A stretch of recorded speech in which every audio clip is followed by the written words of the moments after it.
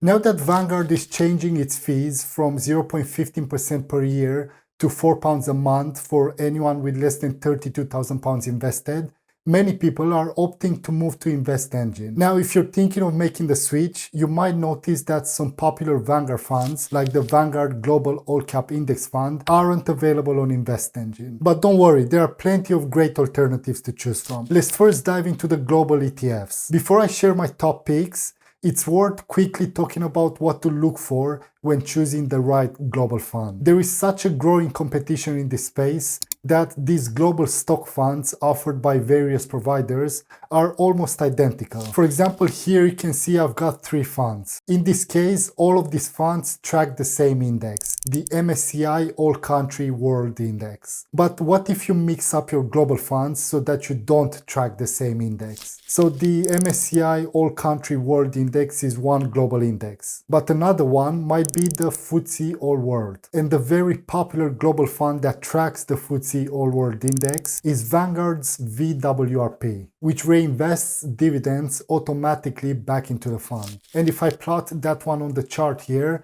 you can already start to see how similar these funds are. When one falls, they all fall. And when one rises, they all rise too. Sure, there are some differences, but over the 5 years since 2019, they all returned approximately 14%. So not a lot to choose between them. And honestly, I'd be happy with any of these. Therefore, with so much competition, there are only a few things that can differentiate these funds. One consideration is whether to focus solely on developed markets or to also include emerging markets. Typically, the split between the two is around 90% for developed markets and 10% for emerging markets. However, if you're investing for the long term, including emerging markets could offer the potential for higher returns. This decision will also affect the number of stocks in the ETFs. Another factor to consider is whether to choose an accumulation fund or an income fund. Accumulation funds automatically reinvest any dividends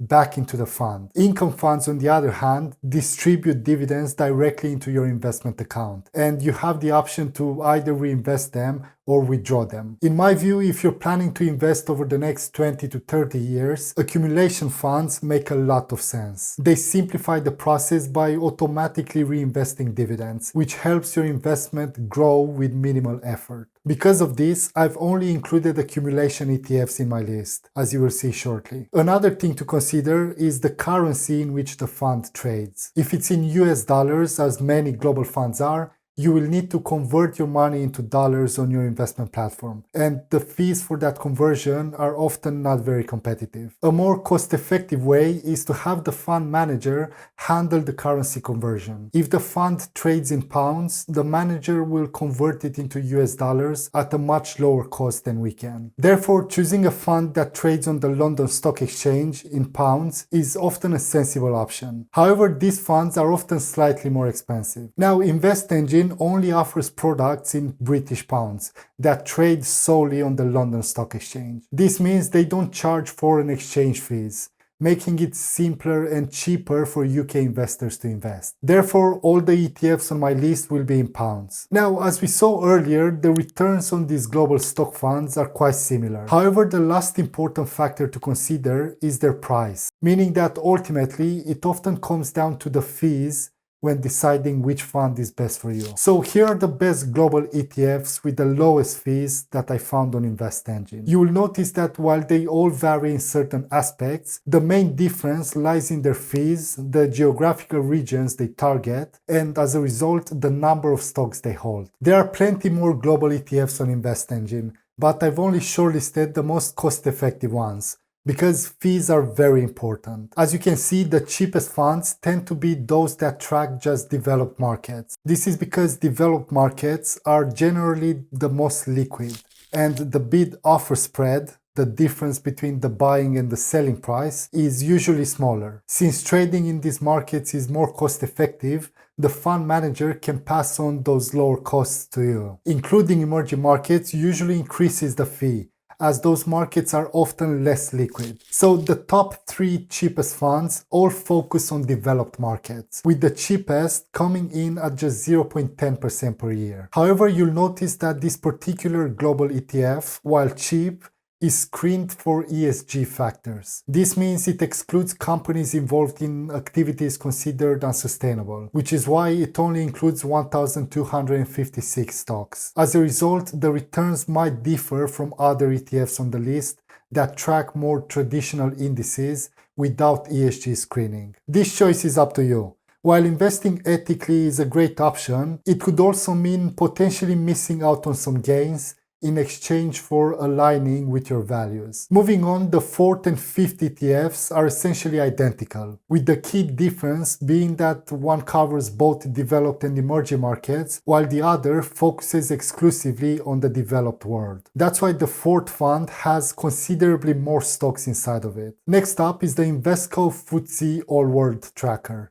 with the ticker symbol FWRG. I personally think this one is the most competitive option to consider. It's relatively cheap and includes stocks from both developed and emerging markets. However, it was only launched in June 2023, so there isn't much historical data available yet. That said, since you know which index is tracking, you can get a good idea of the returns it's likely to provide. Alternatively, if you're happy to pay a bit more, you could go for the popular Vanguard FTSE All World ETF. It's the most diversified of the options, but also the priciest. Finally, if you don't mind excluding emerging markets, the second ETF is another great, affordable option to consider. In terms of past performance, this is quite interesting, although not really surprising. Here is how these ETFs have performed over the past 5 years. As you can see, the ETFs that don't include emerging markets have all had nearly identical returns. Meanwhile, those that include emerging markets show a different pattern, but it's clear that the growth over the past 5 years was mainly driven by the developed world. This just goes to show how little difference there is between these global funds, which is why when it comes down to it, the deciding factor often comes down to fees. Surprisingly though, the ESG fund has outperformed the others, which is quite interesting. Now when it comes to non-global ETFs, here are a few that I think are definitely worth considering. First up, we have the Xtrackers Nasdaq 100 ETF. Ticker XNAQ. Then there is the SPDR S&P 500 ETF alongside a very similar option, the Invesco S&P 500 ETF. However, there is an important difference between the two. But before diving into that, let's take a look at the high-level details. The Xtracker Nasdaq 100 ETF tracks the Nasdaq 100 index, which includes some of the largest non-financial companies, mostly in the tech sector, listed on the Nasdaq Stock Exchange. This ETF could appeal to investors who believe in the potential of the tech sector and want exposure to a broad range of US tech companies without the hassle of buying individual stocks. Given the strong performance of tech and AI stocks over the last 5 years, if that momentum continues, this ETF could see strong returns. However, it comes at the cost of 0.20% per year, which I think is a bit high. Also, I wouldn't recommend holding this fund in isolation, as your portfolio would essentially be focused only on US tech stocks, which lacks diversification. For better diversification, you might want to consider one of the next two S&P 500 ETFs. The S&P 500 includes all the stocks in the Nasdaq, but also adds high-performing companies from other sectors, not just technology, making for a more diversified mix of 500 stocks. The great thing about these two ETFs is that they are both very affordable. The SPDR ETF costs just 0.03% per year, which is incredibly low. The Invesco S&P 500 ETF is also cheap, but here is the key difference between them. The SPDR S&P 500 ETF follows a traditional replication strategy, meaning it directly holds all the stocks in the S&P 500 in the same proportions as the index, aiming to closely match the index's performance. The Invesco S&P 500 ETF, however, uses a swap agreement instead of holding the actual stocks. Essentially, the fund enters into an agreement with a financial institution to replicate the performance of the S&P 500 without owning the underlying stocks. This method can offer tax advantages,